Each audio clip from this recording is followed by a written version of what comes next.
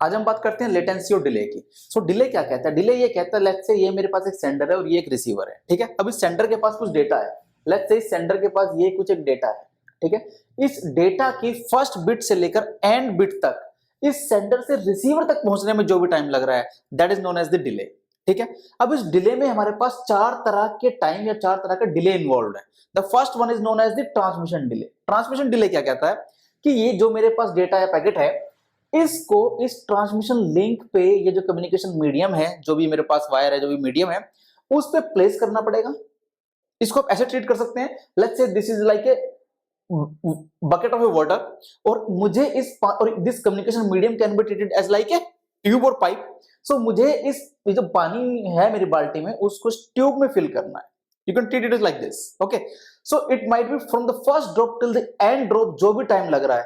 अगर मैं डेटा की बात कर रहा हूं तो फर्स्ट बिट से लेकर एंड बिट तक उसको प्लेस करने में इस लिंक पर जो टाइम लग रहा है that is known as transmission time या transmission delay. This is like transmission time, okay. So ये कैसे कैलकुलेट कर सकते हैं हम? लेट्स से माइट बी ये मेरे पास इसकी इस डेटा की फर्स्ट बिट, जो फर्स्ट बिट थी, फर्स्ट बिट वो हो सकता है 1 बजे आई हो, ठीक है। और जो लास्ट बिट है वो माइट बी 1:10 पर आई हो, ठीक है। सो इसको कैलकुलेट कैसे कर सकते हैं? इसको हम ऐसे देख सकते हैं, ये किस चीज पर डिपेंड करेगा? The size of this data and the capacity of this tube और द माय मीडियम, ओके, और my link, okay. So the transmission time is like length or the size of the data packet divided by bandwidth of the link or the capacity of the link, ठीक है।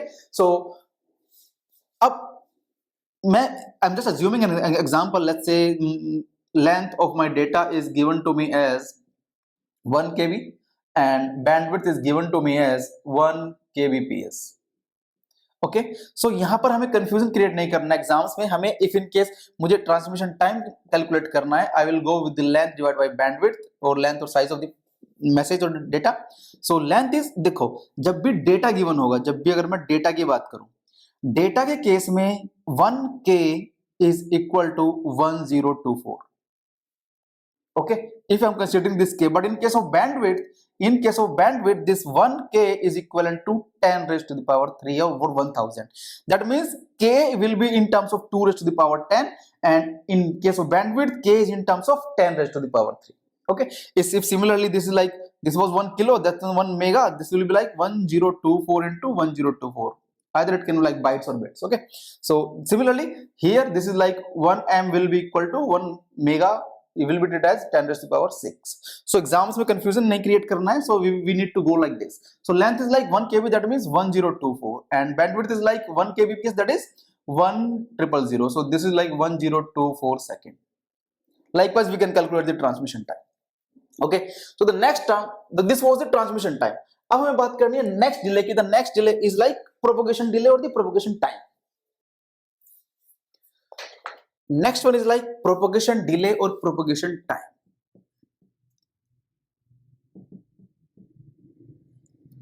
Propagation delay is like the time required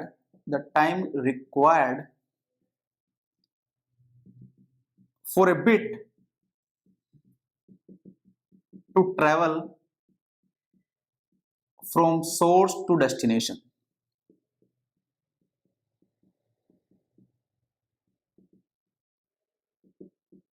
ठीक है। Let's say मेरे पास, अभी हमने जो बात की थी, हमारे पास जो डेटा था वो सारा का सारा लिंक पर प्लेस हो गया है। सो हमारी जो फर्स्ट बिट थी वो कब प्लेस हुई थी? At 1 PM, okay.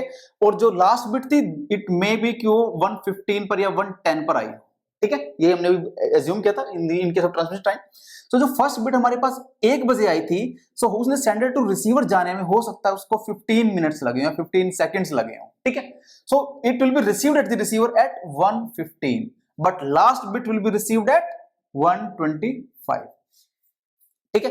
So propagation delay क्या है कि किसी भी एक बिट को सोर्स से रिसीवर जाने में कितना टाइम लग रहा है। सो किस पर डिपेंडेंट होगा? The distance between the sender and the receiver, कितनी डिस्टेंस है। दूसरा, उसके ट्रैवल होने की क्या स्पीड है, ठीक है। So that means propagation delay और प्रोपगेशन स्पीड और propagation time is like distance between sender and receiver, sender to receiver, and the second factor will be like propagation speed, or I can say the velocity, propagation speed or velocity, speed.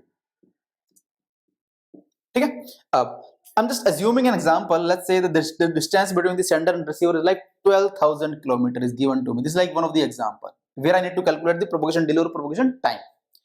अब इन दोनों के बीच में अगर इतना distance है और propagation speed जो है वो मुझे गिवन है 2.4 into 10 raised to the power 8 metre पर सेकेंड।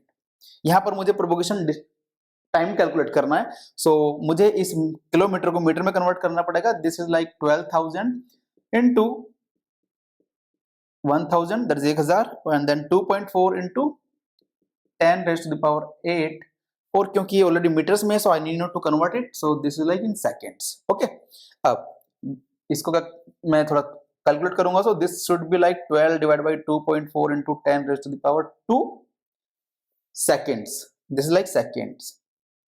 जब मैं इसको मिली सेकेंड में करूंगा, so this will become multiplied by 1000, 12,000 divide by 2.4 into 10 raised to the power 2, so I will get it 50 millisecond. ठीक है, so this was about the propagation delay और propagation time. अब मेरे पास डेटा यहां तक आ गया है। ठीक है, अब मुझे बात करनी है the next delay, that is known as queuing delay. Queuing delay. Queuing delay is the time needed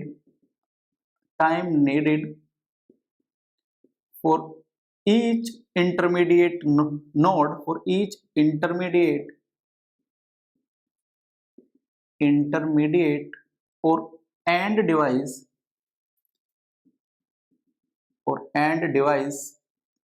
to hold the message before it can be processed. देखो, अब ऐसा हो सकता है कि जो डेटा मेरे पास यहां से आया है वो रिसीवर के पास ये माइट भी कोई इंटरमीडिएट नोड हो या फिर एंड डिवाइस हो, यहां पर होगा क्या, यहां पर वो इसके रिसीवर के बफर में आकर के, दिस इज लाइक बफर, इस बफर में आकर के स्टोर होगा पहले। ठीक है, ऐसा हो सकता है कि मेरे पास जो रिसीवर है अगर ये खाली है तो इसको इमीडिएटली प्रोसेस कर लेगा। ठीक है, और अगर रिसीवर जो है किसी और डेटा को प्रोसेस करने में बिजी है, उसकी स्पीड थोड़ी स्लो है, सो ऐसा हो सकता है कि जो डेटा यहां पर आया है उसको यहां पर इस बफर में वेट करना पड़े to get the processed by the receiver. So ऐसा हो सकता है। सो यहां पर जो टाइम स्पेंड कर रहा है मेरे पास ये जो डेटा है, this is known as queuing delay. उसको क्यू में डाल दिया गया है कि जब रिटर्न आएगी तो आपको प्रोसेस किया जाएगा। ठीक है, और ये बेसिकली क्यूइंग टाइम किस पर डिपेंड करेगा कि मेरे नेटवर्क पे कितना कंजेशन है, मेरे पास ट्रैफिक कितना ज्यादा आ रहा है। अगर ट्रैफिक ज्यादा आ रहा है बट रिसीवर की स्पीड स्लो है, माइट भी इसको काफी वेट करना पड़े, या फिर मेरे पास कंजेशन बहुत कम है, नेटवर्क पर ट्रैफिक बहुत कम आ रहा है बट इसकी स्पीड, प्रोसेसिंग स्पीड या कंजम्पशन स्पीड थोड़ी ज्यादा है, तो क्या कर सकता है, उसको इजीली प्रोसेस कर सकता है immediately. So this was third delay, and the next delay is like processing delay.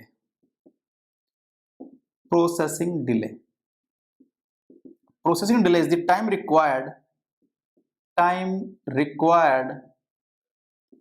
by the receiver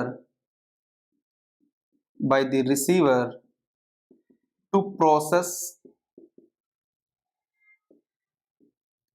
the packet or message or data or whatever it is. Okay, so अब मेरे पास receiver ने इस buffer से इसको ले लिया है उसको प्रोसेस करने के लिए। ठीक है, अब वो उसको प्रोसेस करेगा, प्रोसेस करना इन द सेंस कि यहाँ पर ये जो मेरे पास डेटा आया है, माइट भी ये कोई इंटरमीडिएट नोड हो, डाटा को आगे फर्दर ट्रैवल होना हो, सो वो जो रिसीवर है मेरे पास यहाँ पर रिसीवर वो देखेगा कि इसका डेस्टिनेशन एड्रेस क्या है, इसको मैं नेक्स्ट किस रूट पर सेंड कर सकता हूँ, उसकी राउटिंग टेबल को देखेगा। सो दैट मींस उसको प्रोसेस कर रहा है, वो इस डेटा को फर्दर प्रोसेस कर रहा है कि इसके आगे मुझे क्या क्या करना है। ठीक है, so this is known as processing delay.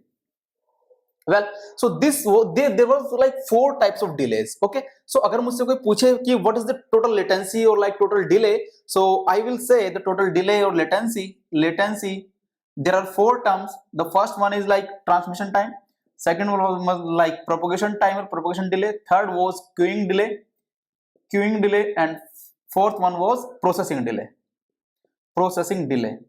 अब इन दोनों में से हम इन दोनों को, क्यूइंग डिले को और प्रोसेसिंग डिले को, हम यूजुअली इग्नोर करके चलते हैं, क्योंकि हम ऐसा मान के चलते हैं, ऐसा अज्यूम करके चलते हैं कि इनकी जो क्वांटिटी है that is like almost negligible with respect to these two, transmission time and the propagation time.